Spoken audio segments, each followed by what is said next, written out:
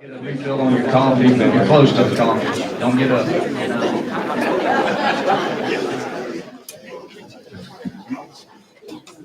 Listen, I want to welcome y'all to this August general membership meeting. Thank you for being in attendance at the highest attended general membership meeting for the Gulf Coast Business Council since our inception in 2006. So thank you very much for being here. That's right. Thank you,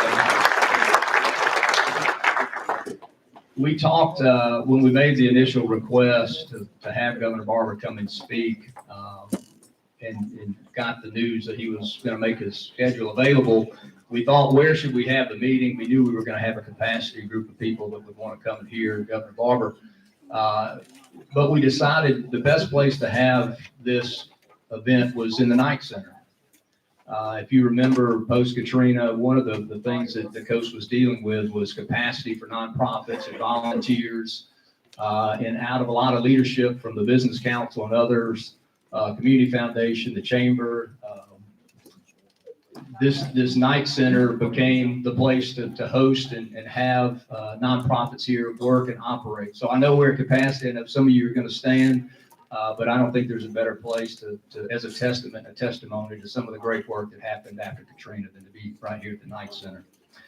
We're going to go through some of our normal announcements. I'm going to give our elected officials a chance to be recognized and say a word if they'd like. But let me just share with you who's here. I saw Mayor Casey Vaughn from the city of Goshen was here. I don't know if you're still here with us, Mayor. Good morning. Good morning, Mayor. Honored to be here. Thank you. Mayor Jimmy Rafferty from Pastor Christian. I saw you, Mayor. Thank you for being here. Thank you. Mayor Jay Trapani from the city of Waveland. Thank you for making the trip. Mayor's row back here. Yeah, Mayor's row. Well, y'all get the best seats. Y'all on the back row. Y'all can slip out if you need to. And then Mayor Billy Hughes. I think, Billy, Mayor, you have an announcement. You want to say something real quick? Yeah, they wouldn't let me sit with them on Mayor's row. For a short time. Just real quick, this time last year, y'all, we had an issue with everything from homelessness to dealing with panhandling and stuff. And we talked about an initiative last year called Better Way to Give. Y'all recall that to a degree.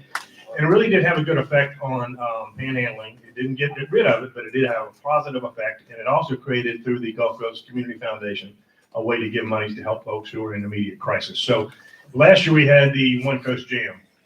And you met with a lot of success. And, Mayor Gillich plays piano. I got a band, so there's not a stage we have met that we don't like. And over the years, we played in Havana, Cuba together, and Medellin, Colombia around here. So we started calling it Fofo and Mofo's World Tour.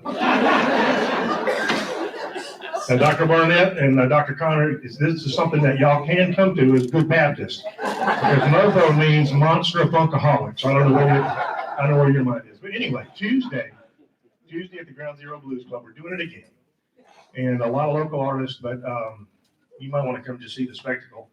The rumor is Roger Wicker is going to come up and sing a song. So we'll see about that, Governor. So we got room for you too if you want to come join us. But Tuesday night, Ground Zero, if y'all can join us, come on.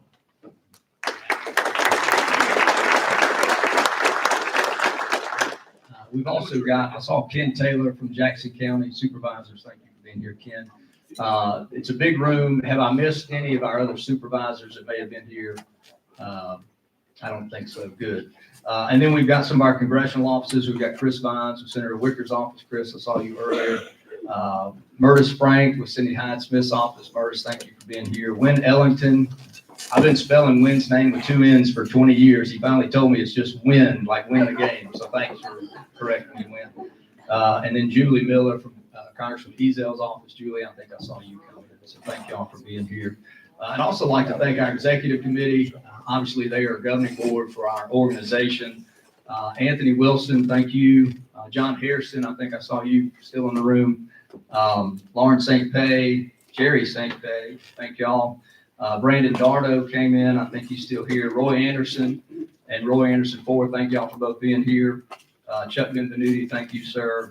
And then Ron Barnes, thank y'all all for being here. We appreciate your attendance. And we got several. We have a board of directors that serves as an advisory board. I know many of y'all are here in the room as well, so thank you. I want to give we always give an opportunity for our military installations and some of our agency heads to give a brief report if there's something to report to our community. I know Andy Ratcliffe was here earlier. I don't know if Andy, if you're still around or have anything you want to share. Are you need to share something, or you good? Hey, good morning. Hey, so Andy Ratcliffe, I'm the Mississippi Ave Creditor off the Hughes Avenue. So some of y'all may have seen the announcement where recently we had a change of command with our Adjutant General. Major General Bobby Ginn from Colletown, Mississippi, is now leading the Mississippi National Guard. He's replacing Major General Jason Durr Boyles. So the actual official change of command is going to be on the 6th of September in Jackson at the Capitol. So I think it's open to the public. But that's the newest latest leadership change in Mississippi. Also, some of you may know a guy named Brigadier General Ed Evans. He's a native of Gulfport. He's a pilot for Southwest, but he actually just took over the Mississippi Air National Guard. Okay, so we have, in the leadership, we have an Adjutant General. The Adjutant General works for the governor. He leads the Mississippi National Guard, which is composed of Army and Air. On the Air Guard side of the house, Ed Evans, again, a native of Gulfport, graduated Gulfport East, I believe, way back in the day. Just took over as a 1-star as the Assistant Adjutant General of the Air. He's actually about to get promoted to 2-star as well. And his grandfather was one of the original Tuskegee Airmen. So a big win for Mississippi. And big win for Gulfport. But yeah, that's what I got. Thank you. Anyone from Diesel Air Force Base or our CB base? I saw Clay Williams. Clay, any news from the airport you'd like to share? Thanks, Jamie. Just want to tell everybody again, thanks for the support on the newest additions at Gulfport Biloxi International Airport, the Las Vegas flight, nonstop to Breeze Airways, also the Tampa flight. Both are continuing into 2025. They've loaded it through the spring, so please take advantage of those. And then also Minneapolis St. Paul starts return flight for Sun Country Airlines coming back in this fall. So great inbound service for us. Thanks for the support and thanks for advocating for us and letting your family, friends, and associates know to utilize Gulfport. Thanks, James. Thank you, Clay. It's an incredible airport. I don't know if we've got any other agency heads here. I don't see Joe Spraggins or anyone. Do we have any member announcements? I know we don't do this every time, but are any member announcements? I don't know. I'm looking at you, Dr. Burnett. I know you've got an event coming up. Hopefully you're queued up. I can always announce something, actually. We start school Monday. We're anticipating another record enrollment between our two campuses, Biloxi and Hattiesburg, so we're very excited about that. But put on your calendar, October the 15th in Hattiesburg, our annual scholarship dinner. This year will feature Willie Robertson, Dynasty. We are now working on the spring scholarship dinner down here, and thank you for your support of the Drew Brees event last year. We appreciate that. And also working with the Business Council for our annual Small Business Leadership Luncheon in late October, so be looking for that. Thank you all. Dave Dennis, yes, sir. Jamie, I'd like to introduce Meredith Horn, who is the new Executive Director of Traintastic, the Model Railroad Museum, the largest model railroad museum in the world. So welcome, Meredith. She took Cindy's place after she retired. Fantastic. Yeah. Thank you for that. Karen, you had your hand up. Yeah, I just want to say that the 9th CEO Talent Show benefiting the United Way of South Mississippi takes place on September the 19th at the Civic Center here in Biloxi. We also have Women of Achievement, which is the Lighthouse Business and Professional Women. They will get their awards on the 28th of August, and that's going to be a Golden Nugget. And last but not least, I want to thank everyone in this room for their support over the last 11 years of Pathways to Possibilities, our hands-on career expo. We've hosted 124,000 eighth graders across the state, and 53% of those students surveyed are studying or working in careers that are identified as target careers by the Mississippi Development Authority. So we're not getting them all, but we're going to get some of them. Thank you.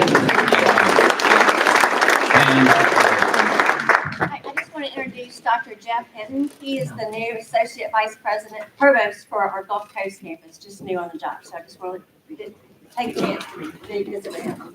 Thank you. It's great to be here. Been started July 1st. It's been a really busy time. Served a year on the coast before. Really glad to be back down here and look forward to working with each and every one of you throughout the upcoming year. Thank you for being here. Good morning. I'd like to introduce George King. He is our new Gulf Coast Marketing Director for First Marketing. Fantastic, George. Okay, one more. Go ahead, Paige. Jackson County Chamber of Commerce next Wednesday on August 28th will be hosting its Anchor Awards, where we celebrate and honor small businesses and nonprofits. It'll be at Pelican Landing, so please get your tickets. The keynote speaker is Congressman Ezel, and we learned Senator Wicker will be joining us as well, and they will be receiving an award from the U.S. Chamber of Commerce. So please join us next Wednesday. Fantastic. I'd like to also thank our sponsors. We don't normally request sponsors for our general membership meetings, but because we had some special circumstances, we did reach out to a few people. I want to thank Hancock Whitney Bank, Mississippi Power Company, Ingalls Shipbuilding, Andrew FEB Distributing, Memorial Hospital, Ocean Aero, Sparklight, and South Group Insurance. Thank you all for being our sponsors for this meeting. This is our first time back in this building since the spring. We hosted what we called a summer series with the superintendents, and we partnered with our chambers of commerce in Jackson County, Hancock, and the Coast Chamber, and also the Mississippi Economic Council. They did their Amplify tour, which they do each year around the state. So it was an opportunity for us, all three organizations, to work together towards some common themes: the economy, education, workforce development. Each one were very well attended, great panels from the superintendents to hear their perspective about what was going on locally in their school districts, but also what had happened in the previous legislative session. So I hope you were able to join one of those meetings, but we're happy to be back here now in August again for our general membership meeting. You should have received, and many of you, I know you have, your member invoices. We invoice our members in July. And so we automated that system a little bit more. I'm happy to say that the majority of y'all have already paid your invoices. But if you're still staring at your computer screen thinking about when you need to pay it, we appreciate your investment in our organization. Thank you for your continued support. We not opened a new office, but we moved back into an office. So when they opened this building several years ago, we were in the front area of the building. Post-pandemic, we got into a smaller space, but we just recently moved back into this new office. So if you're in the area, in the neighborhood, or if you're in the building, we welcome you to come by and see our new office space and say hello. And with that, I'll get to the introduction of our speaker. I thought a lot about how do you introduce somebody that everybody knows and has a real history with and have worked alongside of. I did download his bio, but I think I'll just keep it brief so we can get him to the podium and say, this governor, and his administration during his 2 terms had as big an impact on the Gulf Coast as any that I can remember, certainly in my lifetime, maybe all of y'all's as well. He was the second Republican governor elected since Reconstruction. He obviously had spent a career in national politics as a strategic advisor to presidents and other candidates in office. He's our 63rd governor, but I can tell you personally, post-Katrina, his influence on this organization, the Gulf Coast Business Council, and the initial leaders and forefathers is unmeasurable. In fact, the first president of the Gulf Coast Business Council, Brian Sanderson, served as the first director of recovery for Governor Barbour, and eventually came into this role. And that was followed by another deputy director of the recovery office, Jack Norris, who served as our president. And then since the streak was going, Ashley Edwards, who also served in the recovery office and worked for Governor Barbour, followed those two. And then I'm happy and honored to say that I was a part of that recovery office that the governor established post-Katrina. And so I hope I can live up to those other 3 presidents and what the governor allowed us to do with this organization and what he continues to do. But without further introduction, please welcome to the stage Governor Haley Barbour.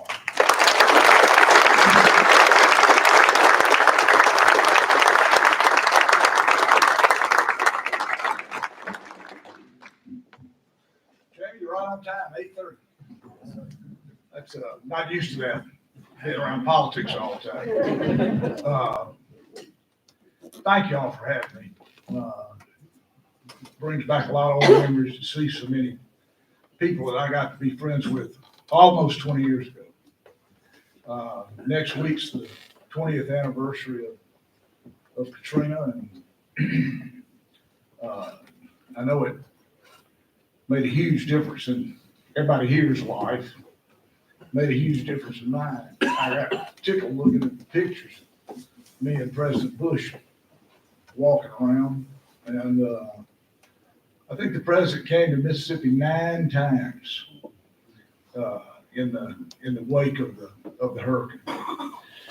What Jamie asked me to talk about, a little bit about when I first got to be governor, and then a little bit about Katrina and the BP oil spill, and then save some time to talk about the very unusual political year we find ourselves in the middle of.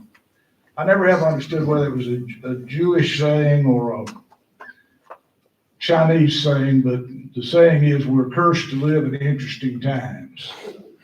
And man, is that true. But back to, when I ran for governor, I ran because there were some problems that I thought we had that had to be solved or we were going to get out of control. One of them was tort reform. One of them was we were overspending the budget every year by spending non-recurring revenue to pay for recurring expenses. So the year I was elected governor, the state had $160 million shortfall in the budget. If you only counted the money we were going to take in that coming year. And finally, the third thing I don't think many people, except employers, thought about was I thought we had a real deficiency in workforce development and job training. So those were kind of my 3 big issues, and they all, I'm proud to say, worked out to the point that it made a difference. Tort reform. The Wall Street Journal said we had the worst lawsuit abuse in the country of any state. And you felt it everywhere. Doctors leaving the state because they couldn't afford their liability insurance. Hospitals and counties closing the delivery room or closing the emergency room, as they did in the next county over for me at Rolling Fork. So we made the first goal of my administration was to get real tort reform. And wasn't easy. The Senate, while I was governor, I never had a Republican majority in the House any of the 8 years. And I didn't have a majority in the Senate until my last year, where I had a 25 to 23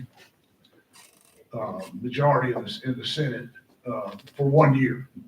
But I have to say, Amy Tuck was my lieutenant governor, and she was great. And so we could always get stuff through the Senate.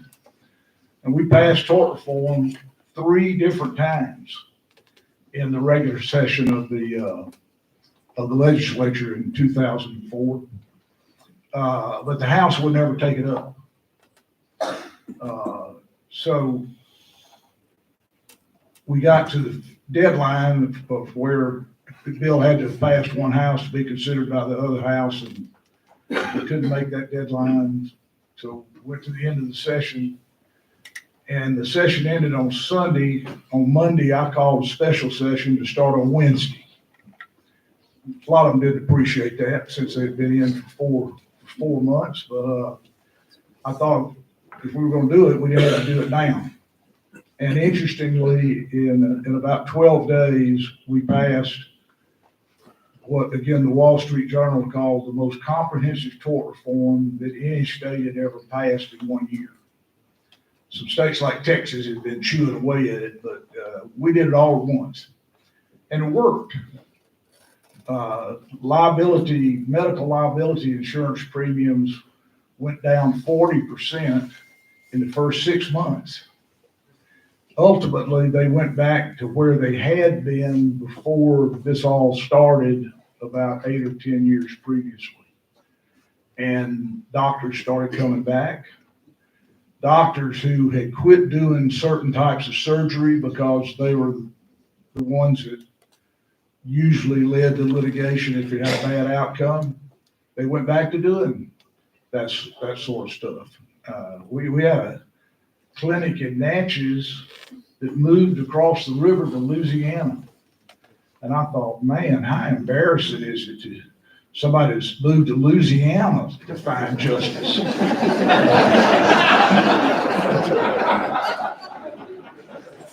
They came back. It's the good news. So that was the first big thing that happened, and it happened well. And you know, nobody ever thought that the next year we might have the worst natural disaster in American history. So we went to the second priority that we had, and that was the budget. It took us 2 years. We couldn't get the budget back actually in literal balance in 1 year. It took us 2 years, but in 2 years we got it back. And by the time I was out of office, we had hundreds of millions of dollars in our rainy day fund. And we tried to make that a point. We would increase spending on education, but we would do it within a balanced budget. Of course, in truth, Katrina made a whole lot of difference in that, because the federal government gave us in various programs $24.5 billion. And we'll talk more about that in a minute, but we got our budget back in shape where we could run the state like we're supposed to run the state. And our last problem that I thought we had to do something about was workforce development. All our workforce development programs, or almost all of them, were being handled by the high schools. And I can remember when I was in high school, we called workforce training shop, right? Now, how'd you get in shop? Well, you smoked. Because shop was for bad kids. And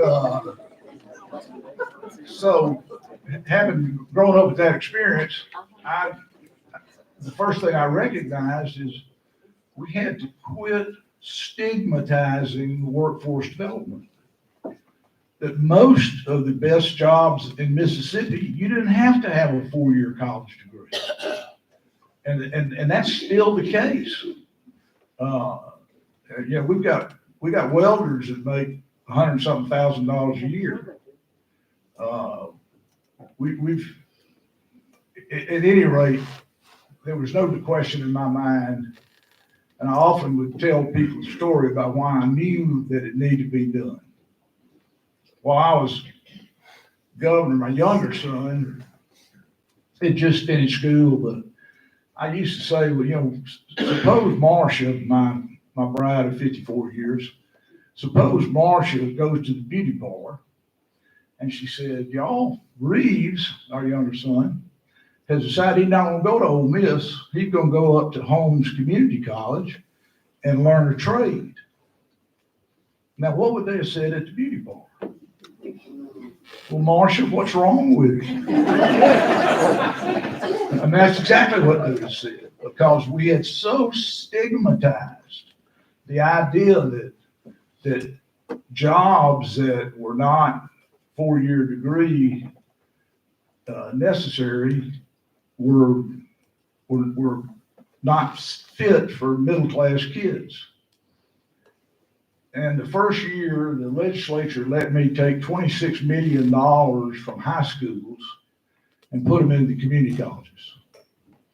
And I'll tell you how bad the situation was. I created that year, the Workforce Development Board for the state, which is the first one we ever had.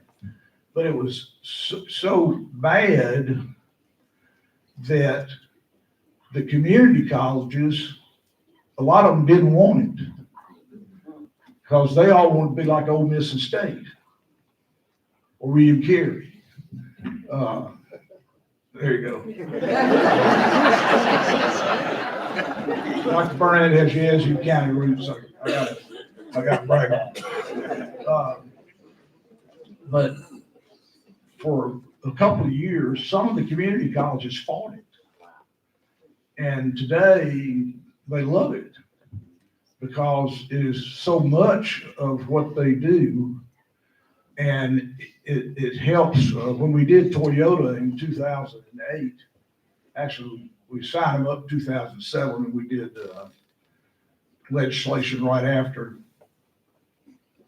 We got Toyota to agree that they would take our 4 Northeast Mississippi community colleges and have each one of them teach one of the things, the skills you had to have to make a car.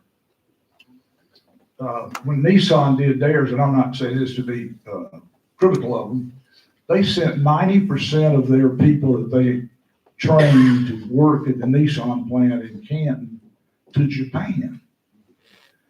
And so when Akio Toyota was willing to agree to teach our teachers how to teach what they would normally teach them in Japan, what a godsend. And you've got many factories in Northeast Mississippi that are there to serve Toyota. And they serve them with people that were trained in the neighborhood, if not in the same county. And that to me was one of our first examples of how this was going to pay off. And it has paid off. And we've continued to do more and more and more of it. And as you know, we've signed a couple of very big data center projects in Mississippi in the last year or so, up near Memphis, and then again near Canton. And those people are going to get trained by and large in Mississippi. Some of the ones that are going to be up near Holly Springs may get trained across the state line. But there's no doubt any magazine that you read that has any literacy will tell you most people who go to universities don't need to go to universities for the job that they're going to end up with.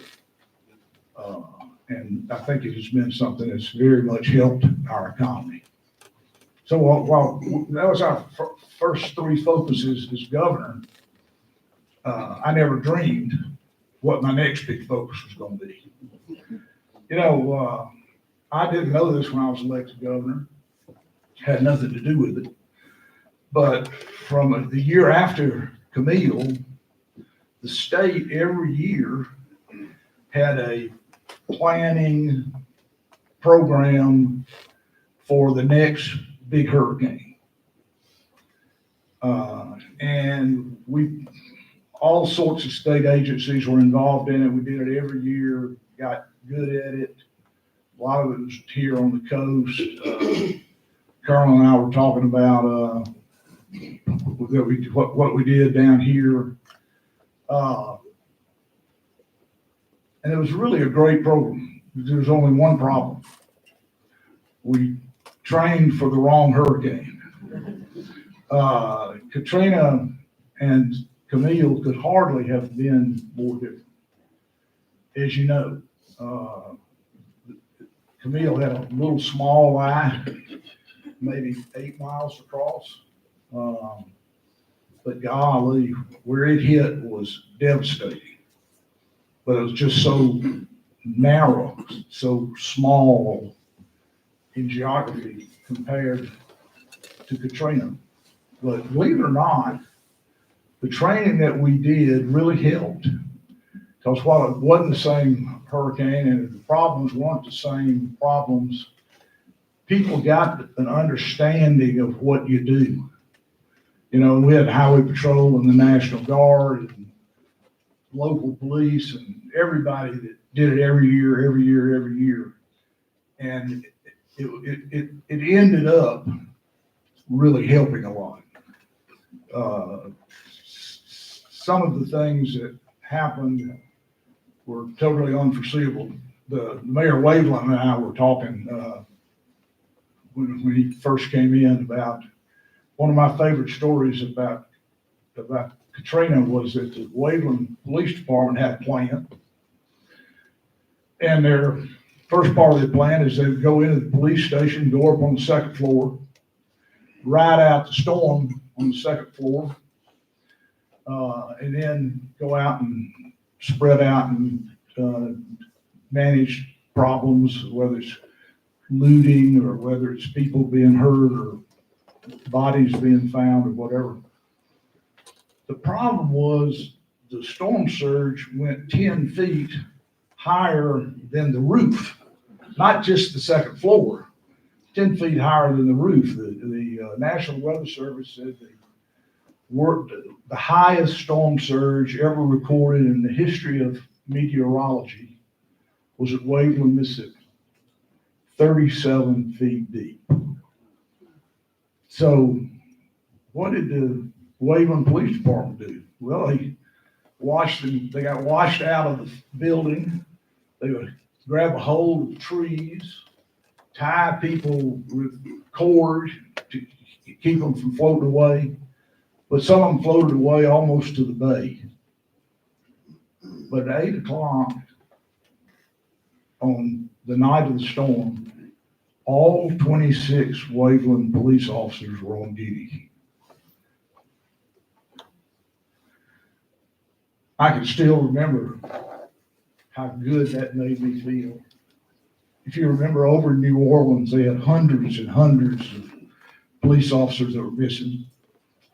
It turned out a lot of them didn't exist, but they were just on the payroll.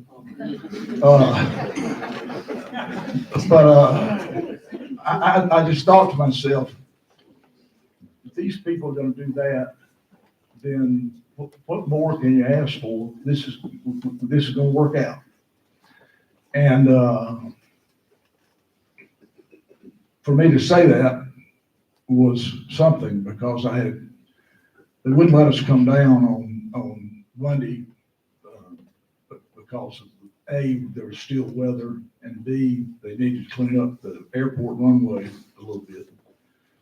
And so I came down Tuesday morning, we got in 4 helicopters and went over to the Louisiana line, back to the Alabama line, and then back to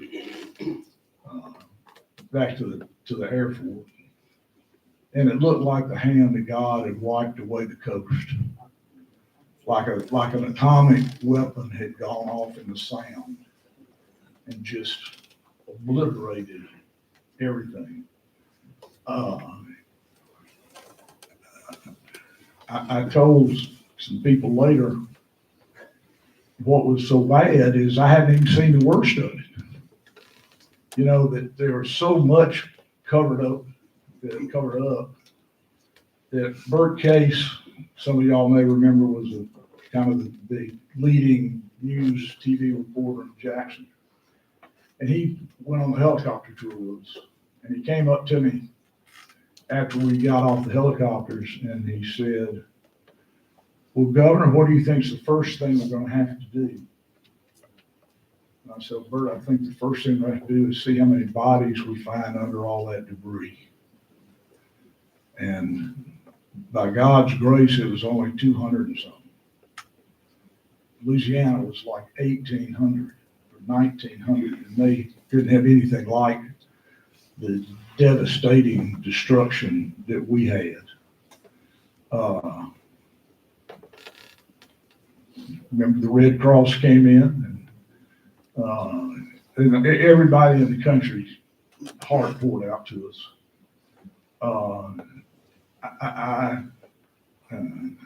I have to tell you one more story of why I knew it was all gonna be okay. On Friday, Marcia, my wife, came down 70 of the first 90 days after the storm. She came to the coast. And she actually was here when the storm hit. She had come down, well, she was in Hattiesburg. She had come down with the Highway Patrol and the National Guard when they pre-positioned, because she had been on the coast trying to get people to leave on the weekend before the storm. Well, once she was here, and there wasn't any stopping her, she decided that what she noticed was there was no baby stuff in the supplies that the government was bringing into us. And so she figured out she was going to be the lady in charge of getting your baby stuff. And we got a couple of warehouses we found, and we got some other stuff. And so on Friday, she's going up above Bay St. Louis. I don't remember that highway, maybe 63 or something. Yeah. Anyway, they go over. She's got two highway patrolmen with her there in a pickup truck, and go around the curve. And here's she's his mobile home. But she said looked like a beer can that had been squished. It was just torn to pieces. But out in the front yard's a man and two little kids. So Marcia's hit the jackpot, and she pulls over, and the guys start getting out baby stuff out of the back. And after they did that a little bit, the man said, "Oh, that's enough for us. That's enough for us." And but one of the highway patrollers said, "We got plenty." So he starts getting some more stuff out of the back, and the guy said, "No, if you got plenty, there's a little old lady who lives across the road who's a shut-in. That I know she hadn't been helped. Y'all go help her." And the highway patrol said, "Okay, we'll go help her. Let's get finished here." Well, no. If you got more than that, if you go down the road about a quarter of a mile, there's a gravel road that turns off to the right.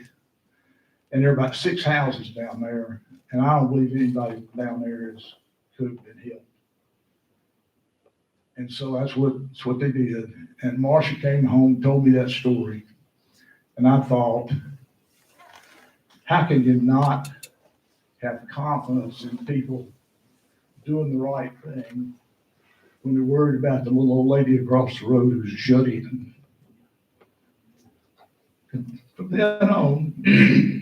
then on, I was very optimistic, and I'll never forget, Thad came to see me on Wednesday after the storm, 2 days. And he said, "Look, you're going to know more about what's going on here than anybody.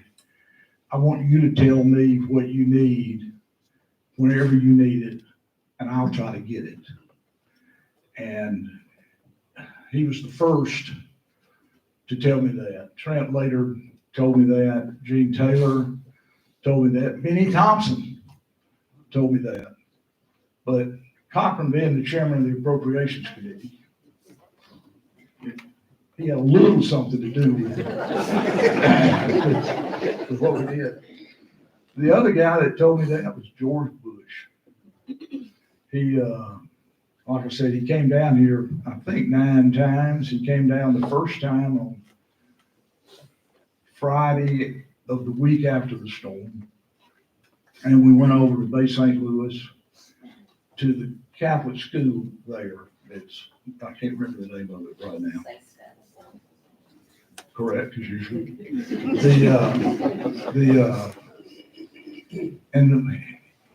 When we got out of the car, President Bush always wanted Marcia and me to sit in the car with him. And so we're all in his car, and highway patrolman who helped us get in the car when we were waiting on the president's airport said he was really excited about coming because he wasn't highway patrolman, at Secret Service station. He said, "I've been hearing all this stuff, and I just really want to see what it's like." And I told him, good. So we drove through the back roads, and you know how devastated everything was. And when we got to the Catholic school, he opened the door for us. He was crying. He said, "Now I get it." And it was that bad. Now I get it. But Bush never turned me down on anything. There was a lot of stuff. Eventually after the storm, I put my staff together and we divided up into 3 groups. The ones who would do regular business, the ones who would figure out what we needed, and the ones who would kind of work between the two and make sure we were getting everything done we needed to get done, and which we did. But I had a meeting with President Bush, and believe it or not, under the Stafford Act, which is the Federal Emergency Relief Act, there is no provision for the federal government to pay for permanent housing. And the assumption being you'd have insurance. We had a problem here on the coast. My favorite bankers here. We had a problem here on the coast where the flood control maps were done in 1981. And there were huge amounts of property that were outside the flood zone then, but got 10 or 15 feet of water on them because of all the changes that had been made in the construction and everything in the deal. Well, the banking practice that I understand it was that if you go in and you make a loan for a house and you're in the flood zone, the bank tells you you have to get flood insurance. But if you're not in the flood zone, the bank tells you you don't have to get flood insurance. Quote, you don't need it. And so we had all these people that when they did the new flood zone after the hurricane, they were all in the flood zone by huge margins. But that's why they didn't have any provision, because they were assuming something that was a false assumption. And Cochran told me that he thought I ought to take it to the president. And I took it to the president, and he said, "Of course we're going to change it. That's crazy." And I think we had 58,000 houses or homes that got federal flood insurance that did not exist or could not be used by people before Katrina. Another thing, I know some of the guys from the utilities are here. The practice for the government for utilities that had been a disaster was that the public utilities, the municipal like we have in Yazoo City or of these, they could get 100% reimbursement of their loss. But the investor-owned utilities like Mississippi Power, Entergy, they could only get 20%. And Bush changed that. And our utilities got fully reimbursed for the first time in American history. And I don't know where Mississippi Power or Entergy or Entergy Louisiana would have been if Bush hadn't made that decision.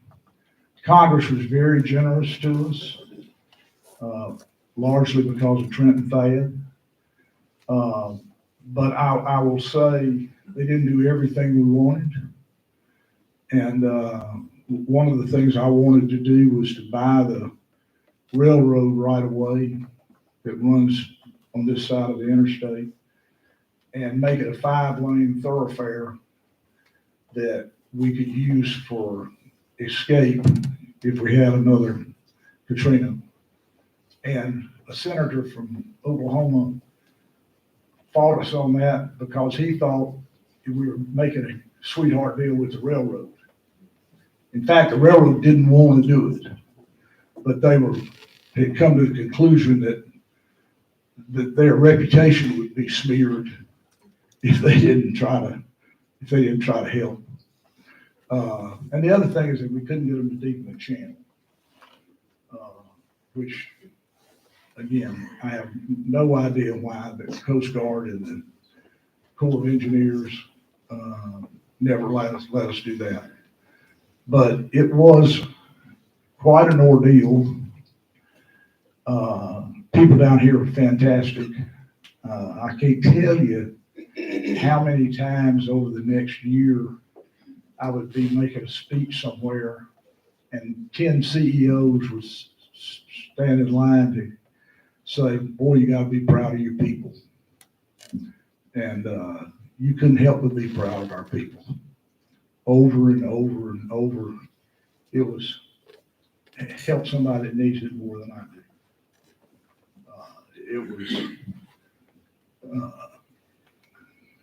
well, brought out the best. My sainted mother used to say, character does not create strength and goodness, it reveals it.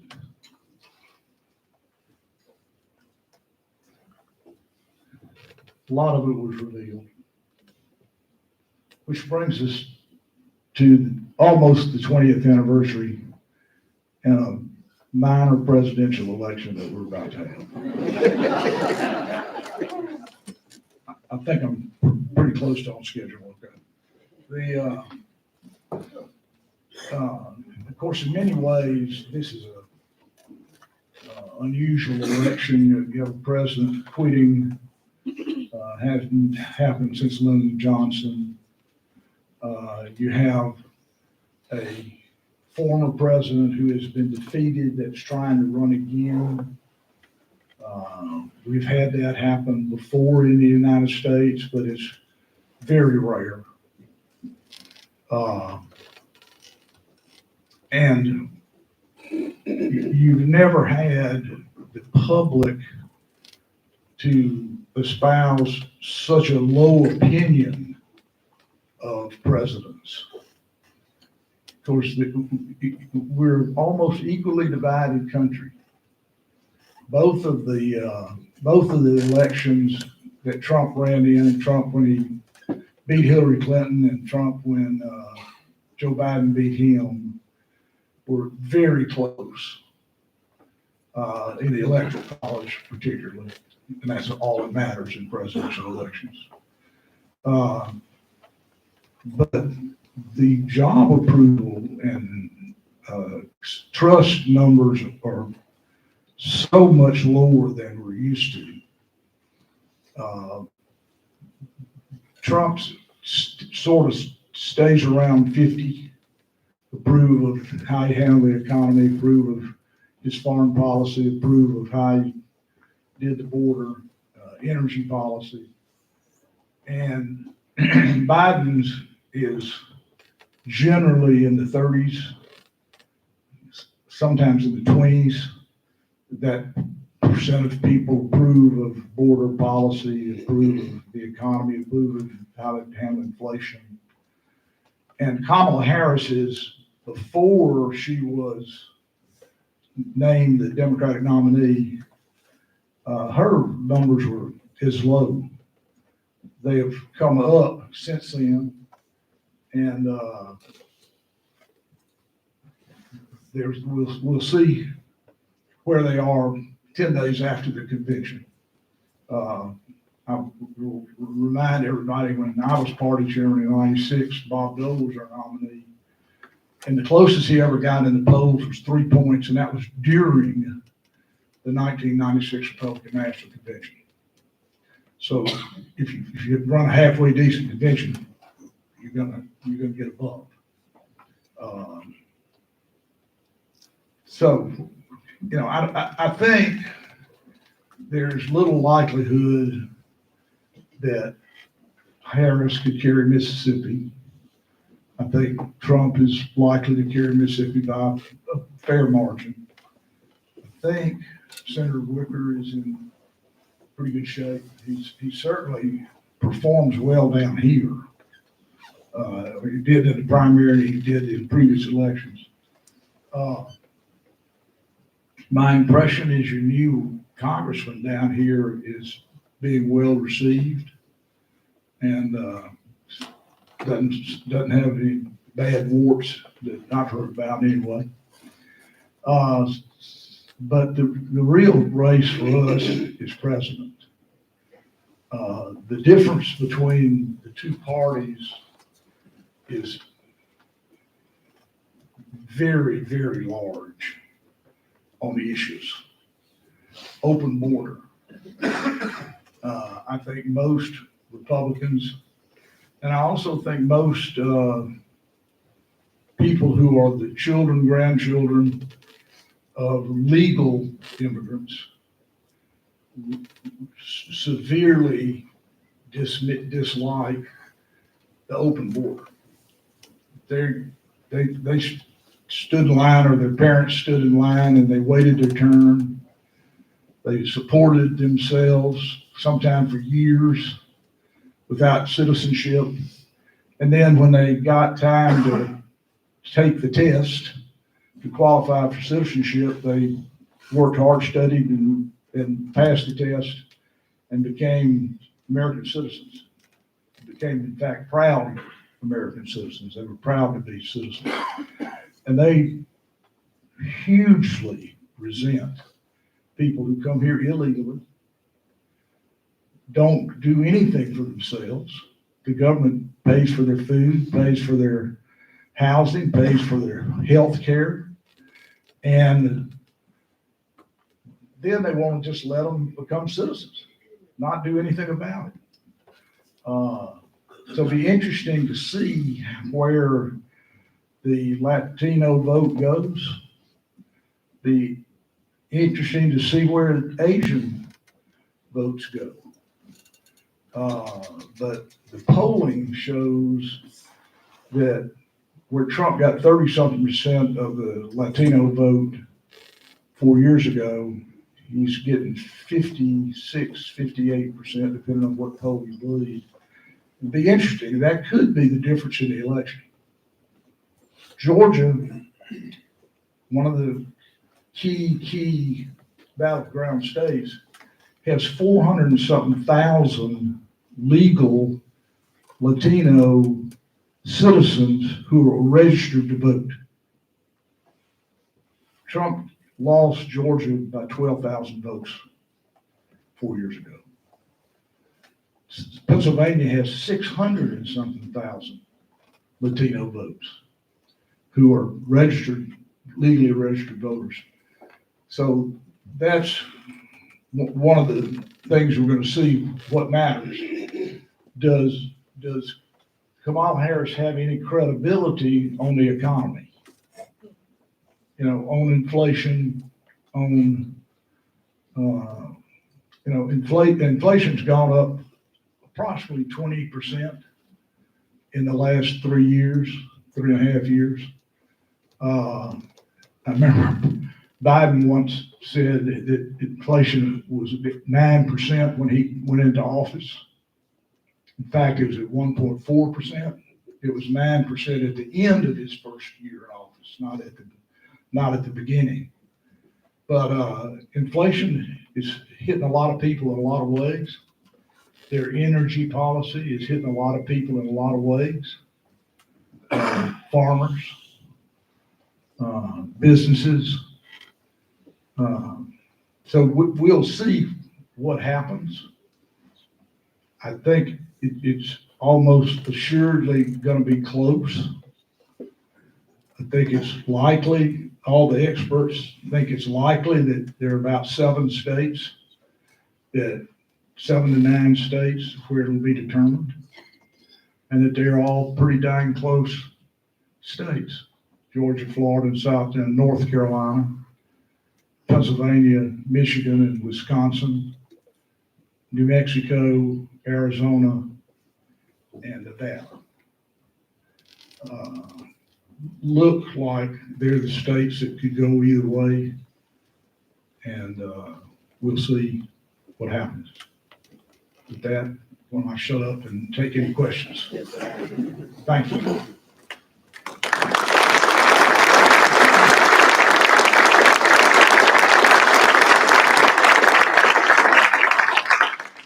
Has anybody got a question while we've got the governor here before he has to slip out? Sir. I will ask a question on immigration. The Republicans stand against illegal immigration. What I don't get is why we are so anti-legal immigration, which helps business and generally is supportive of the economy. Generally, Republicans, if you go back to the 86 Act, which Reagan insisted on, was to make it easier to have legal immigration for people who wanted to come here and work. And of course, California is a huge, in which Reagan was governor of, is a huge immigration state. A lot of people immigrate there to stay. A lot of people go back and forth every year. So that was the case. In 2006, there was a group of Republicans who wanted to amend the law, and quite candidly, the number 2 Republican in the House from Virginia got beat in the primary.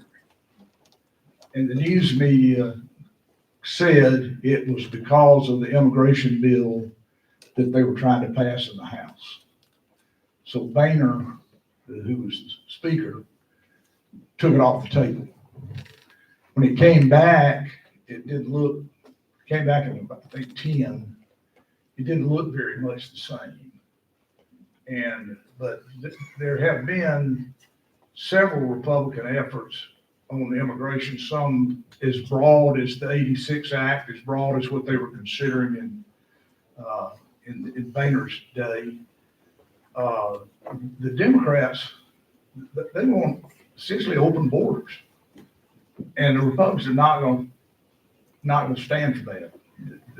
You can go back to the Roman Empire 2,000 years ago, and they recognized that if you couldn't control your border, that would be an indicia of nationhood. The Romans built a wall in Scotland. I mean, that's how far out they thought you had to be able to protect your border. Hadrian's Wall, and they also had the Pale, which wasn't that far north. And when they no longer could protect their borders in 400 and 500 AD, the Roman Empire came to an end. The Chinese Wall, the Great Wall of China, was built to protect their nationhood. So saying that you're going to protect the border is almost like ABCs, but we're not doing it now. There are about 1,400,000 active duty U.S. military today. The latest estimate is about 12.5 million illegal immigrants have come into the United States in the last 3.5 years. That's like 9 times as large as our entire military, including sailors on ships. A lot of people are very worried that how do we unscramble that egg? But a lot of Republicans like me are very much for legal immigration. Anybody that went through Katrina, like we did, recognizes the gift that those Spanish speakers brought here. And I don't know if they were here legally or illegally, but they were indispensable to our recovery.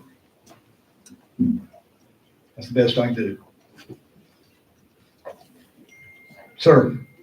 What do you think about this endless debt and deficit that we seem to be spinning our wheels with bankruptcy? It's interesting, the Biden's Deficit Reduction Act increased the debt by about $1.5 trillion. It was all spending. The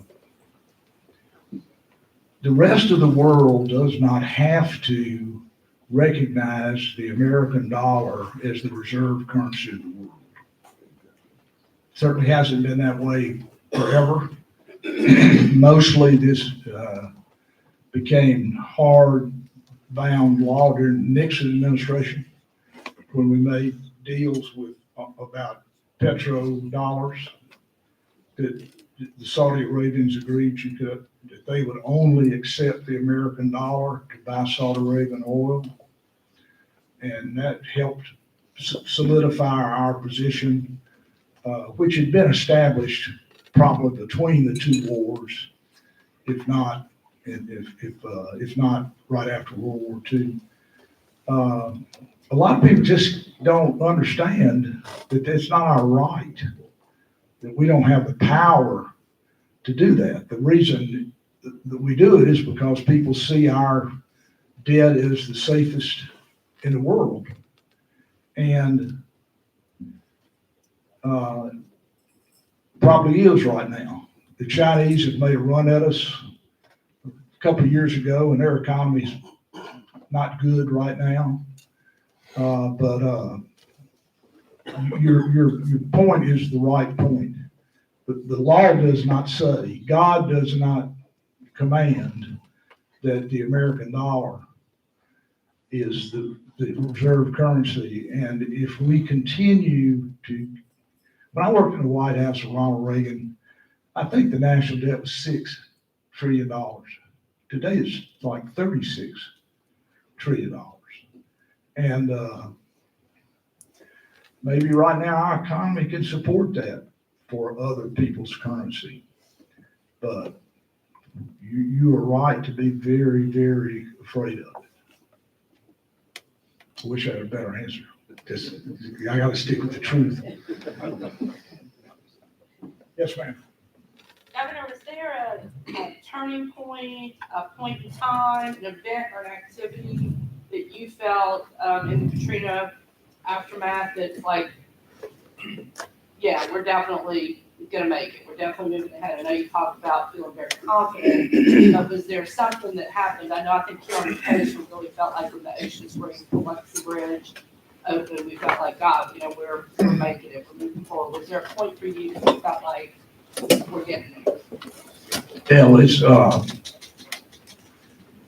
in fact, at the end of the first week, I was very confident that we were going to get the help we needed, that we were able to do for ourselves the things that we had to do for ourselves, that the president wanted to help us. We had the congressional delegation in the best shape possible. I could tell you stories for the rest of the morning, but you know, Barney Frank was very, very, very liberal congressman from Massachusetts. I've been to see the president. It was on November the 1st. I presented our plan to Mississippi to the president, his staff at the White House. So I was going over to the House side to see the Speaker of the House and give him a copy of the plan, and I was going to go over and give the Republican leader of the Senate a copy of the plan. Well, I go in the House side, and I hear this voice say, Haley. And I look up, there's Barney Frank, who I never met except one time we were on Crossfire together. And at that point, we had never agreed on anything in our lives.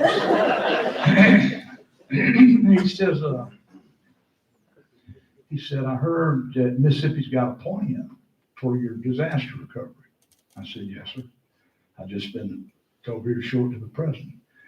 He said, if you'll give me a copy of it, I will write every Democrat in the House and tell them, this is Mississippi's plan.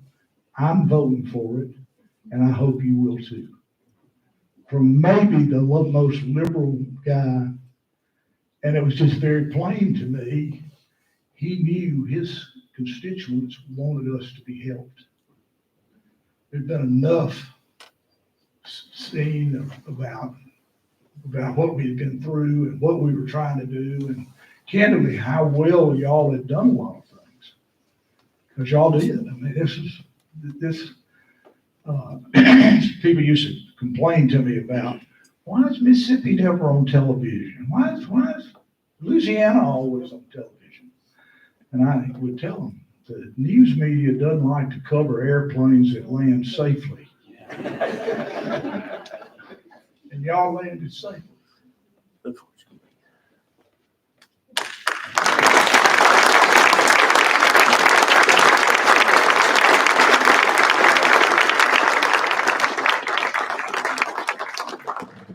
Governor, thank you again. I'm going to give y'all some instructions. I know a lot of y'all may want to just catch the governor, but he does need to be in Jackson here, so he's on the schedule. But we do have a photographer just outside these doors. The governor's going to be out here for just a few more minutes. If you'd like to slip out and get a photo with the governor, we've got somebody to do that, of course, in front of our Gulf Coast Business Council step and repeat. Please make your way if you want to do that. Thank you all for being here. It was an incredible time together to hear Governor Barbour talk about those things. So thank you again. We'll be in touch about our next meeting. Thank you.